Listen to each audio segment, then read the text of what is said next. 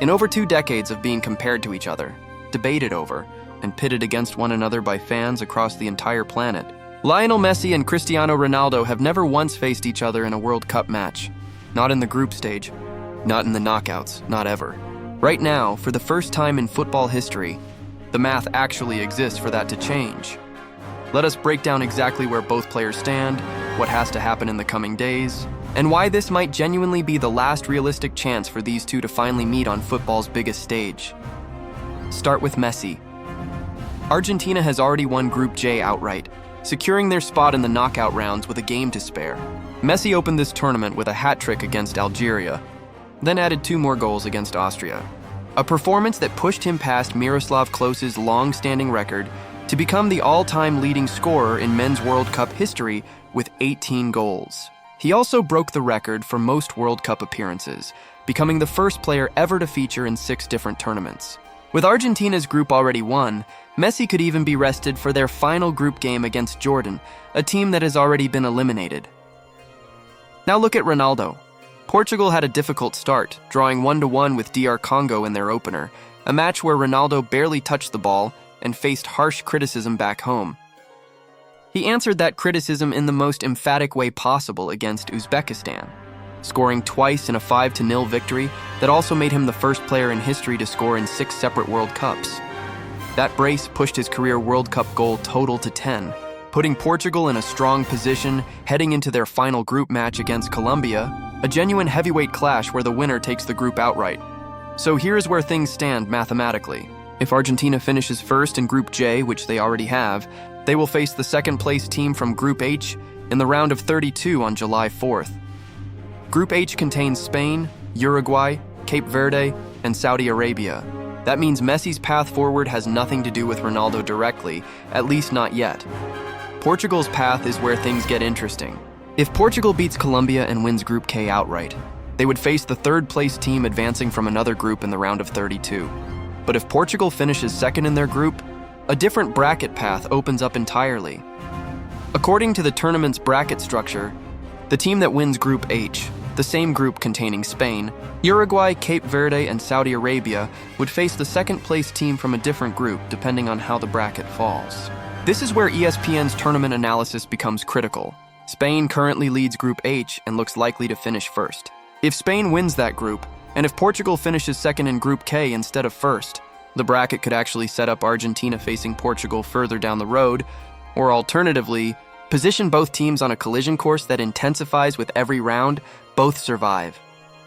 The cleanest version of this scenario works like this. Argentina has already secured first place in Group J. If Portugal finishes second in Group K rather than first, the two federations could end up on the same side of the knockout bracket, meaning a meeting becomes possible not in the round of 32, but potentially in the round of 16 or even the quarterfinals, assuming both teams keep winning.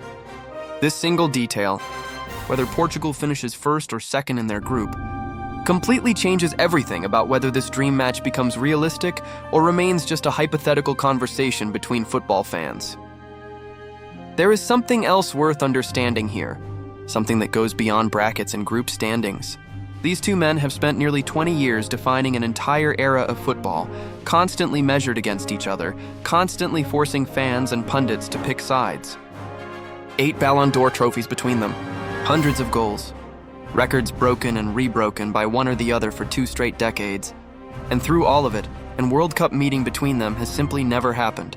Not in 2006, not in 2010, not in 2014, 2018, or 2022. Ronaldo himself was asked directly about this possibility after his brace against Uzbekistan.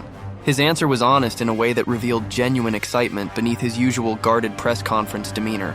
"I don't know how to answer that," he told reporters before adding, "but well, it would be awesome." He then quickly redirected the conversation back to Portugal's own progress, saying the most important thing was advancing from the group stage, which they have now done. When reporters pushed further, asking him directly about the ongoing comparisons with Messi, along with rising stars like Kylian Mbappe and Erling Haaland, Ronaldo's response was even more telling. "Next question," he said, before adding that the most important thing is the team, being united with them. "We can't control the rest that comes from outside." It is a classic Ronaldo deflection, but the brief moment of genuine reflection before it That single word, awesome, suggests this matchup means something to him personally, even if he refuses to dwell on it publicly. There is also a simple, almost poetic element to the timing here that football commentators have been pointing out throughout this tournament. Messi is 38 years old. Ronaldo is 41.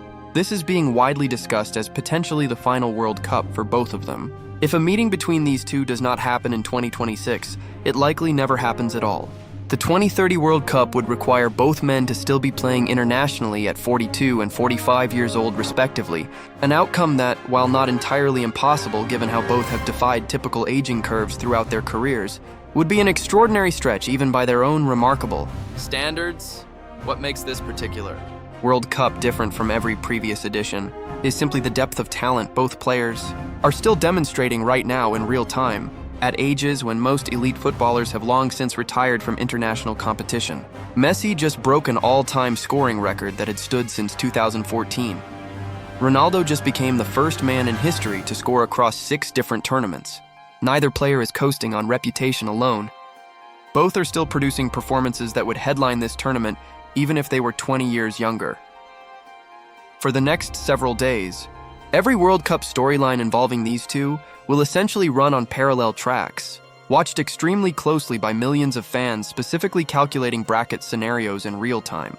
Portugal's final group match against Colombia on Saturday will likely be the single most consequential 90 minutes in determining whether this dream matchup actually has a realistic pathway forward, or whether it simply remains the greatest hypothetical conversation in modern football history. Argentina, meanwhile, continues moving forward methodically, with Messi potentially even getting rest before the knockout rounds begin in earnest. The defending champions appear focused entirely on their own title defense, while the rest of the football world watches Portugal's results just as closely, hoping the bracket gods finally deliver the one matchup that 2 decades of football has somehow never produced. Whether this actually happens remains genuinely uncertain. Brackets shift. Result surprise. Teams get eliminated in ways nobody predicts. But for the first time in the history of these two extraordinary careers, the mathematical possibility is real.